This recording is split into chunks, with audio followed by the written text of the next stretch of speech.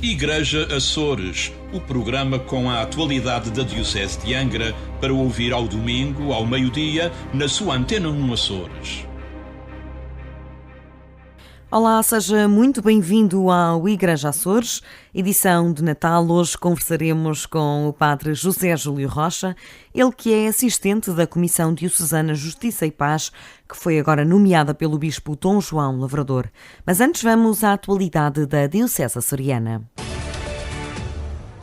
Na sua mensagem de Natal para os açorianos, através da RTP Açores, o Bispo Dom João Lavrador convida os cristãos a despojarem-se do económico e do material e que vamos ao encontro dos pobres, excluídos, marginalizados e refugiados.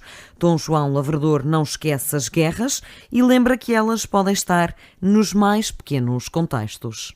Fica aqui o apelo também que eu gostaria de dirigir a todos aqueles que, no fundo, nas circunstâncias atuais, se sentem interpelados por uma sociedade que está a gerar violência a nível universal, mas violência também que se localiza junto das nossas famílias ou junto das nossas cidades ou das nossas aldeias. Uma sociedade que infelizmente ainda não se libertou da guerra. Há tantos focos de guerra a nível da nossa sociedade, a nível do nosso mundo, mas também há guerras a nível do nosso contexto do dia-a-dia, a nível das contendas de rua, de vizinhos ou de famílias, entre parentes ou entre outras pessoas que porventura acabam por ainda não viver naquela paz, naquela concordância que no fundo é necessária. Na mensagem do Bispo de Angra e Ilhas dos Açores sobressai também a palavra vergonha, associada aos índices de pobreza na região. Ainda há pouco tempo a comunicação social nos dizia que na nossa própria diocese há cerca de 32% de pessoas que vivem em risco de pobreza. Isto deve ser para nós, eu diria, uma vergonha. Vergonha a nível de todos aqueles que têm responsabilidades a nível governativo e vergonha a todos aqueles que temos responsabilidades a nível de intervenção social. Tudo isto tem que se transformar. A vinda de Jesus Cristo ao mundo traz-nos um desejo, um sonho e traz-nos, de alguma maneira, também um projeto para uma nova humanidade. Ao aproximarmos do presépio, cada um de nós carrega em si este desejo, este sonho, de querer construir uma sociedade onde todo o ser humano se reconstitua na sua própria dignidade, em que cada um possa sentir-se a partilhar com o outro, que cada um sinta que, afinal, é no despojamento de si próprio, a exemplo de Jesus, que nasce despojado de tudo, para nos ensinar aquilo que é essencial na vida humana, a vida e uma vida de entrega, de doação, uma vida de partilha, uma vida vivida no amor, o amor que constrói a paz. A mensagem do Bispo Dom João Lavrador vai para o ar nesta terça-feira, 25 de dezembro, depois do telejornal na RTP Açores. Na noite de 24, Dom João preside a Missa do Galo na Matriz de Ponta Delgada, pela primeira vez enquanto Bispo de Angra. Fê-lo também em 2015, quando chegou à região enquanto Bispo coadjutor. Em 2016 celebrou na Ilha do Faial e em 2017 a partir da sede de Angra. A Missa do Galo terá transmissão em direto na RTP Açores e na RTP Internacional a partir das 23 hora dos Açores. No ano de 2018, as palavras juventude, formação e reorganização territorial estiveram em evidência. Nesta edição, passamos o ano em revista com Carmo Rodeia, colaboradora do Igreja Açores. O ano que agora termina foi marcado pelas decisões do Conselho Presbiteral e depois do Conselho Pastoral Diocesano sobre a necessidade de formação do povo de Deus na Diocese de Angra, partilhando-a entre leigos e presbíteros. A criação da Escola de Formação Cristã de Ouvidoria e a reativação do Instituto Católico de Cultura foram os dois principais instrumentos definidos para dar corpo a esta formação, verificando já muitas iniciativas em praticamente todas as ouvidorias. A decisão dos dois conselhos foi absorvida pelas orientações diocesanas, que, a par desta exigência formativa, elegeram a juventude como a grande trave mestra de ação pastoral. O Sínodo da Juventude, marcado pelo Papa Francisco e que se realizou em outubro, serviu de alavanca para uma reflexão sobre os jovens e a fé, que animou o primeiro semestre da Diocese, culminando no Grande Congresso Diocesano, diocesano, que entre 30 de junho e 2 de julho mobilizou mais de 200 jovens em São Miguel. Deste congresso saiu um forte compromisso da Igreja de dar mais protagonismo aos jovens e um forte apelo do prelado a um maior envolvimento dos jovens na vida das comunidades católicas. No congresso participaram jovens representativos de praticamente todas as ouvidorias da Diocese de Angra, com particular destaque para os jovens de São Miguel, da Terceira, do Faial, da Graciosa, do Pico, das Flores e de São Jorge. Neste ano que agora termina, as visitas pastorais do prelado ao Pico, às Flores, ao Corvo e a São Miguel, onde já visitou as ouvidorias da Ribeira Grande e do Nordeste, marcaram igualmente a atividade diocesana, mostrando uma igreja em movimento e em diálogo com o mundo. No balanço destas visitas fica a certeza de que Dom João Lavrador conseguiu ter uma noção mais plena e completa do que é a realidade diocesana através do contacto com instituições, associações e grupos mais ou menos organizados ao nível de cada comunidade. Na Ilha Terceira, destaque para as jornadas teológicas organizadas pelo Seminário de Angra. Na segunda edição, intitulada Deus na Pena dos Homens, o debate centrou-se na literatura e na forma como esta arte aborda a questão de Deus. Em São Miguel, por outro lado, realizaram-se as jornadas de comunicação social sobre o tema Periferias, Verdade e Esperança, e na Graciosa, a peregrinação diocesana de acólitos. Em 2018, a Diocese ordenou mais um jovem do seu seminário. A ordenação ocorreu na povoação no dia 30 de junho e o novo presbítero, Padre Nuno Fidalgo, foi colocado nas Flores. Neste ano que agora termina, assistimos ainda à mudança do reitor do Santuário Diocesano de Nossa Senhora dos Milagres na Serreta e no movimento anual de sacerdotes, as mudanças mais significativas registaram-se no grupo oriental. O ano termina com o início das comemorações do 60º aniversário do Santuário do Senhor Santo Cristo dos Milagres, que tem um programa comemorativo próprio que passa por conferências, encontros, e o momento alto será a festa do Senhor Santo Cristo no 5º domingo após a Páscoa. O ano em revista com Carmo Rodeia. Renasceu há 5 anos por experimentação e é cada vez mais participada. A Missa da Aurora na paróquia de Santa Bárbara, nos Cedros, acontece na manhã de 25 de dezembro pelas 6h30 e já faz parte do calendário das celebrações do Natal. O sino começa a repicar ainda antes do sol nascer, garante o pároco Bruno Rodrigues. Ainda continuamos a celebrá-la porque ela continua a ter a participação de muitos fiéis. Para além disso, também é de realçar a presença do grupo coral, porque é impensável, se calhar, que um grupo coral venha cantar às 7 da manhã, numa Eucaristia. Mas é normal nestas ilhas certamente acontecer, como acontece noutras ocasiões do calendário litúrgico de todo o ano, e por isso é uma Eucaristia participada pelo grupo coral, tem a participação dos leitores, dos acólitos, e no final desta celebração vamos procurando, sem dúvida, no final transmitir aos presentes as boas festas, no final da Eucaristia, à porta da igreja, encontrando-me com as pessoas que participam na celebração, dando as boas festas, desejando um bom Natal, e depois assim um grupo mais restrito acaba sempre por ficar a conviver durante mais algum tempo. Para o sacerdote, a exclusividade da tradição poderá dever-se ao ritmo da paróquia. Visto que as pessoas em grande parte destas ilhas, ou em algumas ilhas, as pessoas aproveitam logo a seguir à missa da meia-noite, ou da missa do galo, como se chama, para saírem em convívio, a cantar pelas casas, a comer e a beber, não é? Como tradicionalmente se diz, de correr meninos, ou menino mija, como se costuma dizer. Não é uma tradição que se vive por estes lados. Se calhar, pontualmente, há uma família ou outra que faz este tipo de atividade de correr as casas. Aqui não é usual celebrar esta missa. Cerca de 70 faialenses já participam nas celebrações, mas apenas alguns deles juntam-se depois para um pequeno almoço convívio.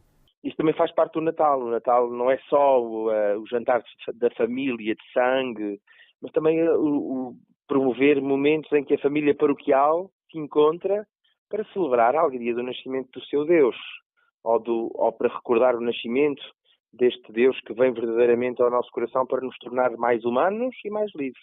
A missa da Aurora renasceu e cresceu para provar que, em Santa Bárbara, a tradição poderá voltar a ser o que era. O padre José Júlio Rocha é o nosso convidado desta edição do Igreja Açores. O bispo Dom João Lavrador nomeou no passado dia 18 de dezembro a Comissão Diocesana Justiça e Paz. Aurélio da Fonseca é o presidente e integram nomes como Marcos Couto, Bem-vinda Borges, Nuno Martins, Marta Barcelos, Vasco Capaz, Adolfo Fialho, Magda Carvalho, Piedade Lalanda e Rolando Lalanda Gonçalves. Padre José Júlio mantém-se como assistente. Antes de mais, boa tarde, obrigada por estar connosco neste Igreja Açores. Já tinha estas funções, agora tem toda esta equipa nomeada para trabalhar neste sentido. O que é que acha deste grupo?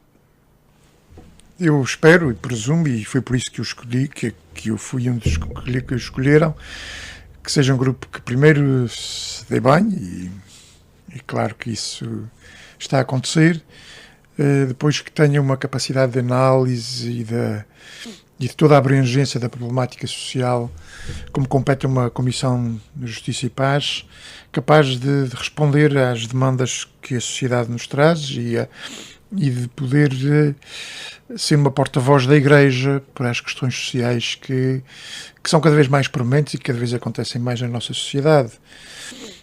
É um bom grupo de trabalho, presidido por uma pessoa que eu estimo muito, que é o Dr. Aurélio Fonseca. Um dos leigos mais comprometidos da Diocese de Angra. Sim, com certeza.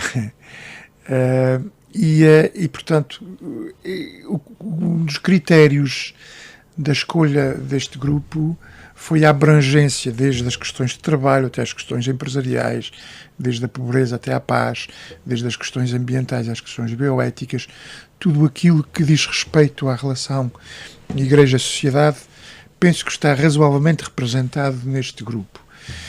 Tivemos a preocupação também de ter uma abrangência para o território da região autónoma dos Açores, da nossa Diocese, que é muito descontínuo, como sabemos, não podemos ter, até por motivos de eficiência de reuniões e de comunicação, uma pessoa em cada ilha, mas temos as representações das 3 vigararias, temos a terceira onde está o presidente e o assistente, então um núcleo importante, mas também não podemos esquecer que São Miguel, sendo a maior de todas as ilhas, tem uma dimensão que merece uma representação bastante grande, e também a vigararia do Ocidente está representada, embora as 2 pessoas que as representam estejam neste momento em São Miguel a trabalhar, aliás, como professores da universidade, mas que não deixarão certamente de estar atentos a algumas questões que possam acontecer naquela zona que é a vigararia do Ocidente.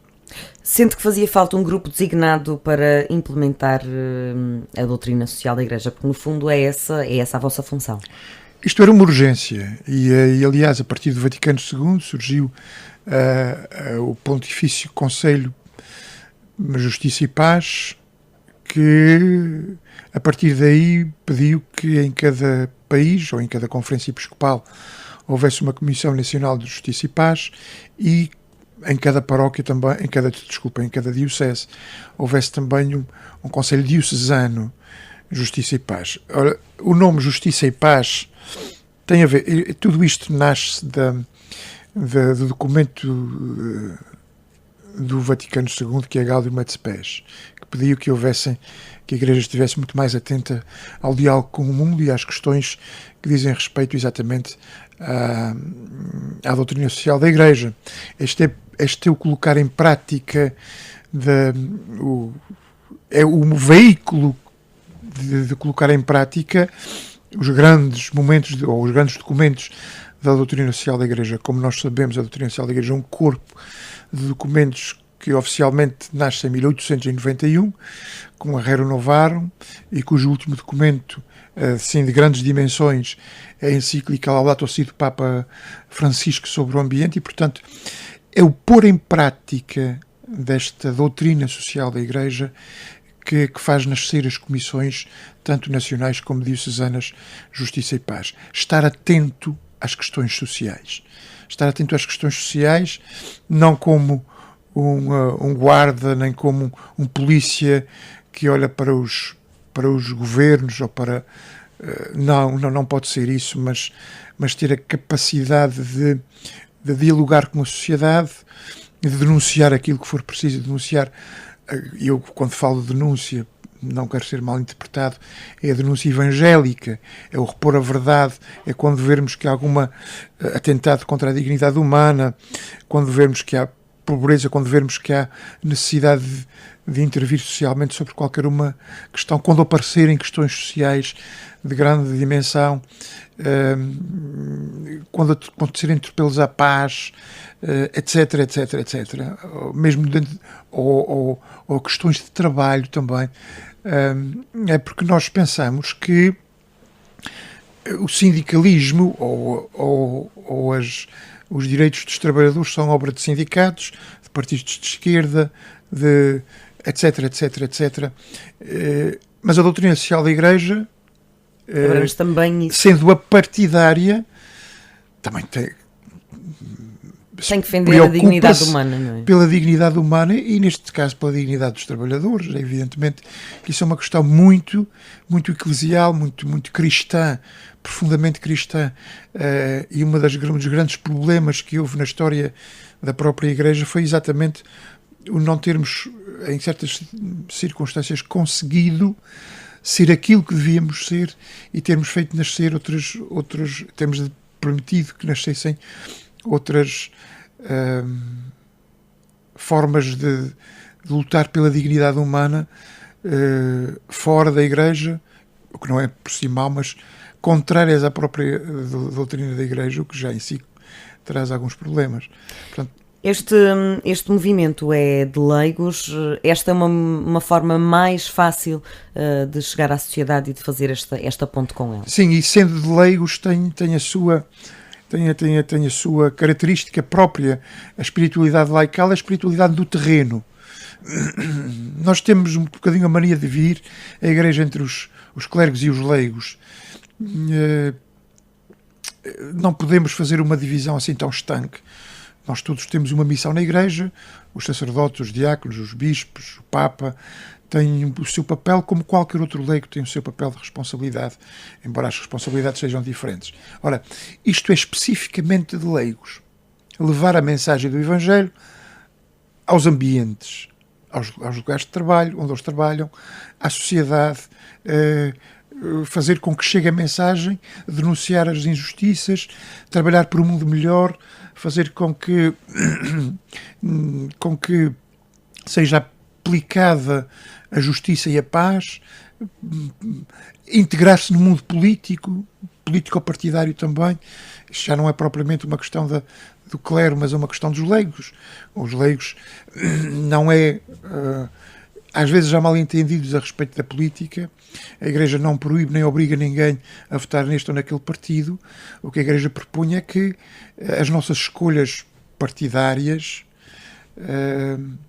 como cristãos, não atentem contra a doutrina social da Igreja e a mensagem do Evangelho. De resto, não há nenhum partido que contenha a mensagem que esgote o Evangelho. Isso é absolutamente impossível, nem que esgote sequer a doutrina social da Igreja. Isto seria um partido da Igreja, que é uma coisa perfeitamente impensável nos nossos dias, apesar de muitos partidos se denominarem democracias cristãs. Entende-se isto porque eles também têm como lema o tentar aplicar o melhor possível a doutrina social da Igreja. Mas o populismo também está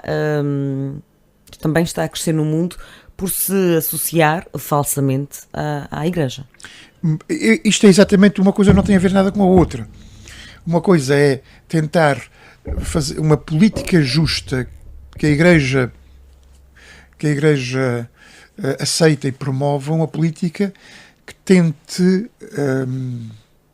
promover a dignidade humana, os direitos humanos, consagrados há 70 anos na Carta Universal dos Direitos Humanos, mas que promova também a doutrina social da Igreja e os seus valores principais. O populismo é uma forma falsa de ser a Igreja. É servir-se da Igreja para ganhar votos. Vimos há poucos dias a questão Bolsonaro, que é uma questão que muitas pessoas falam. Quando o Bolsonaro se submete e o Edir Macedo, que é o chefe máximo da IURD, juntamente com os evangélicos, dos evangélicos do Brasil, quando declaram abertamente o que atenta contra princípios cristãos, abertamente o seu apoio a um político, que nesse caso é o Bolsonaro, as sondagens sobem 15% e isto é que permite que ele ganhe. Portanto, aí temos vários problemas. Imiscuir-se, essa promiscuidade entre política e a religião, neste caso também a Igreja, porque há confissões cristãs metidas nisso, Igreja não Igreja Católica, neste caso. Mas essa promiscuidade, nós já vimos que isso deu muitos amargos de boca e muitas guerras, e hoje em dia uma sã separação entre a Igreja ou entre a religião e o Estado fazem parte de qualquer democracia, qualquer Estado social de direito, e é fundamental que haja isto. Isto é consagrado em todas as constituições democráticas do mundo. Portanto, em certos casos, nós olhamos para as ditaduras do século XX, para um Franco, para um Salazar, ou para os fascismos, para um Mussolini ou para um Hitler, e vemos que eles todos procuraram o apoio da Igreja. Apesar da sua política ser o mais abjeto e mais contrário possível àquilo que a doutrina social da Igreja propõe. E, portanto, nós vemos, por exemplo, políticos populistas de hoje, e não vale a pena citar nomes, todos nós sabemos mais ou menos quais são, os mais outros menos, nomeadamente na Europa, nomeadamente na Hungria, nomeadamente na Polónia, nomeadamente em Itália, etc, etc, etc, que buscam o apoio do descontentamento dos cristãos. E, nomeadamente e prometem promover a Igreja, e eu não me esqueço de maneira nenhuma a forma como nos anos 30 o Hitler adocicava as relações com a Igreja, propunha promover, e isto é uma tentação para os próprios cristãos, é uma tentação terrível. Por exemplo, hoje a questão da imigração na Europa é uma questão gravíssima em todo o mundo. A questão dos refugiados, mais dos refugiados do que a imigração, é uma questão gravíssima. E vir com esta de que a Europa pode perder o seu cariz cristão por causa dos muçulmanos que vêm aí, isto é um absurdo. Quer dizer, a Europa já perdeu o seu cariz cristão há muito tempo. E não foi por causa dos muçulmanos, nem da invasão dos árabes. Essas políticas do medo e o defender a Igreja como instituição, ao invés de defender a verdadeira mensagem evangélica de que a Igreja é a grande serva, é uma política extremamente errada. Os males do mundo são, acabou de referir também, os refugiados, os problemas ambientais, porque o Papa Francisco apela muito para essa sensibilização. Qual é a urgência nos Açores para esta nova comissão começar? O que é mais urgente para começarem a trabalhar? É a pobreza? Acabámos de saber aqui há poucos dias que um estudo que dizia que cerca de 1/3 dos açorianos vive no limiar da pobreza, ou caiu para baixo do limiar da pobreza, ou anda lá a roçar o limiar da pobreza, o que não deixa de ser uma questão tremendamente assustadora. Já desconfiávamos disso, sabíamos que a região autónoma dos Açores bate alguns recordes negativos a nível nacional, inclusivamente a nível da pobreza. Somos a região mais pobre de Portugal, e isto assusta-nos porque podemos cair na tentação de que este é um problema endémico e olhar para a pobreza como um fatalismo, de que quase pobres sempre os haveis de ter convosco, já dizia a mensagem de Jesus Cristo, já dizia Jesus Cristo no Evangelho. Agora, a pobreza adquiriu nos últimos anos, do século XX, século XXI, uma característica dramática, que é a chamada pobreza mental, digamos assim, aquela para quem está dirigido o ditado chinês: se vires um pobre não lhe dês um peixe, ensinou a pescar. Isto não é só, isto é da responsabilidade de todos os açorianos, Isto não é só uma questão para a comunidade política, ou para a comunidade empresarial, ou para a Igreja, isso é para todos os açorianos. São todos os açorianos que devem estar preocupados com isso. E uma das questões graves da questão da pobreza nos Açores é exatamente a falta de expectativas que encontramos nesses lugares onde há mais focos de pobreza, nos bairros sociais, nas freguesias, algumas de cariz pescatório, onde há mais pobreza, onde a pobreza já vem de há séculos. A pobreza é um modo de vida. Eu sei de gente que perguntou a um miúdo o que é que queres ser quando fores grande? Eu não quero fazer nada, quero receber o rendimento mínimo, o rendimento social de inserção e fazer como o meu pai faz e a minha mãe. E, portanto, essa brutal ausência de expectativas também é responsabilidade nossa. Também devemos pensar nisso, nós, Igreja, devemos pensar nisso, e eu penso que, tendo em conta a dimensão assustadora da pobreza nos Açores, a falta de expectativas, a incapacidade de viver com um mínimo de dignidade a sua vida social e económica, é uma questão que a Igreja tem que pôr a mão na consciência e perguntar-se o que é que temos feito. Então, andamos a adorar altares, a pintar santos, a fazer peditórios para as procissões e para... Eu não quero dizer que a Igreja vai agora canalizar todas as suas economias para acabar com a pobreza. Isso era a galinha dos ovos de ouro. Mas nós precisamos, nas paróquias, de ter, e eu a mim mesmo me culpo porque ainda não consegui aquilo que desejava nas minhas paróquias, mas devemos ter nas nossas paróquias, na nossa diocese. A Caritas tem feito um grande trabalho, mas é nitidamente insuficiente. E a própria Caritas reconhece isso, apesar do trabalho extraordinário que tem feito.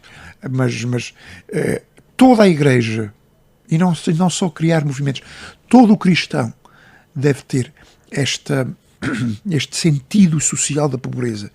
Enquanto há pobres, eu tenho culpa, porque eu tenho que fazer alguma coisa.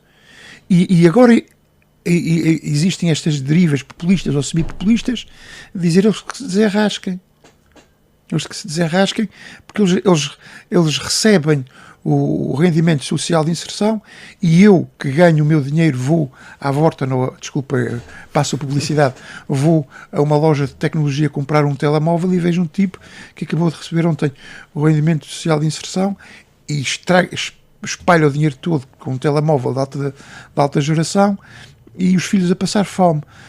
E eu, ao olhar para isso, em vez de dizer grandes bandidos, se eu pensasse o que é que está mal nisso? O que é que podemos fazer para mudar mentalidades, que é a coisa mais difícil? É muito mais fácil fazer um bairro de cimento do que mudar mentalidades, mas devem-se fazer as duas coisas.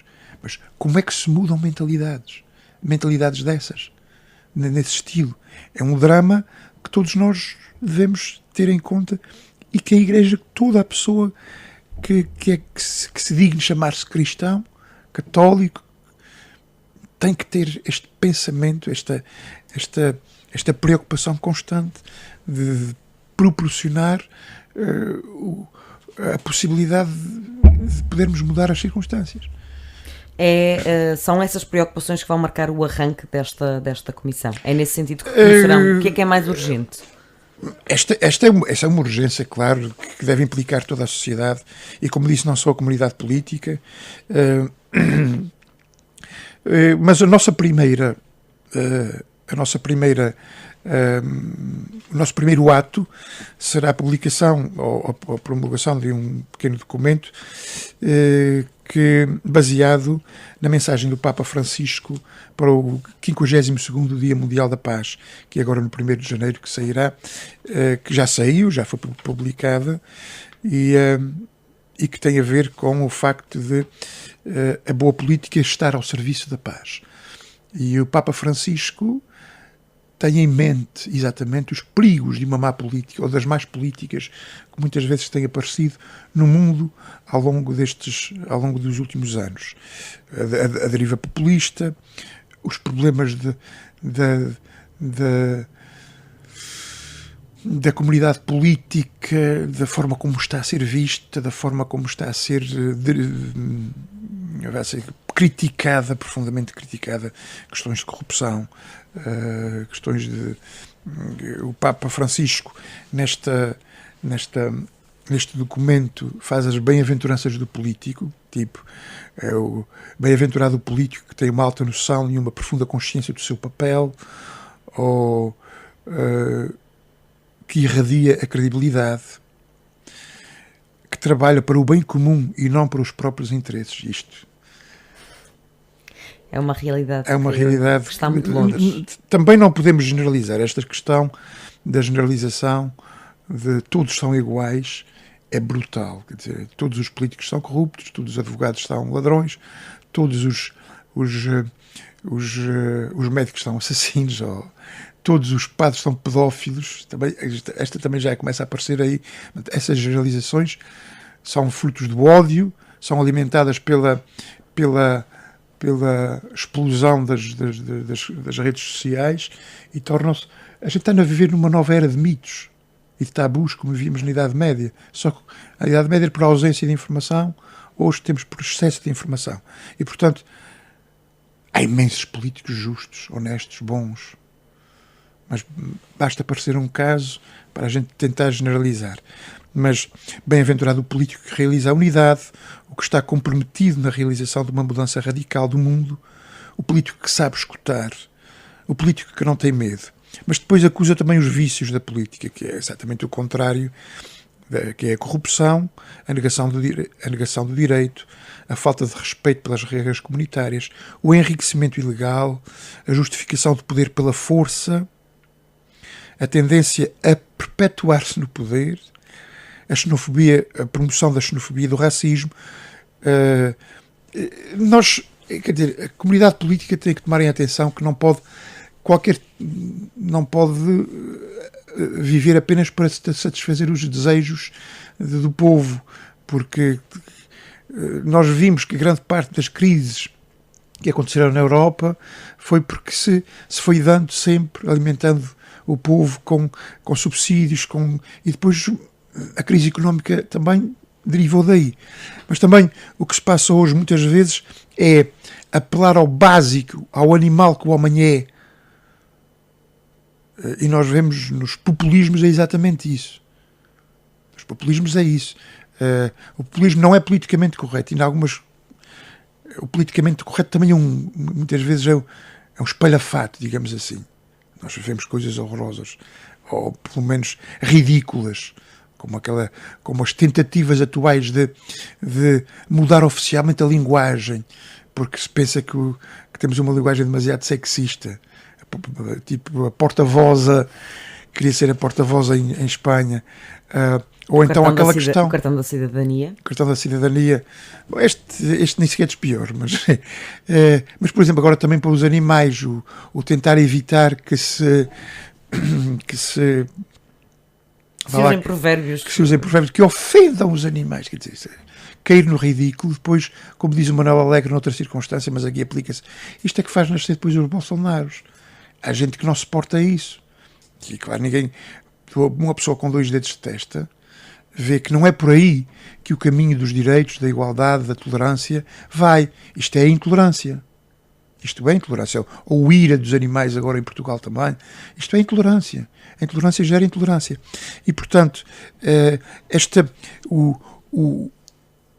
o discurso do medo, que é nitidamente um discurso populista, que foi o que o Trump fez nos Estados Unidos agora nas eleições intercalares, ao focar quase tudo naquela vaga migratória que vinha da América Central.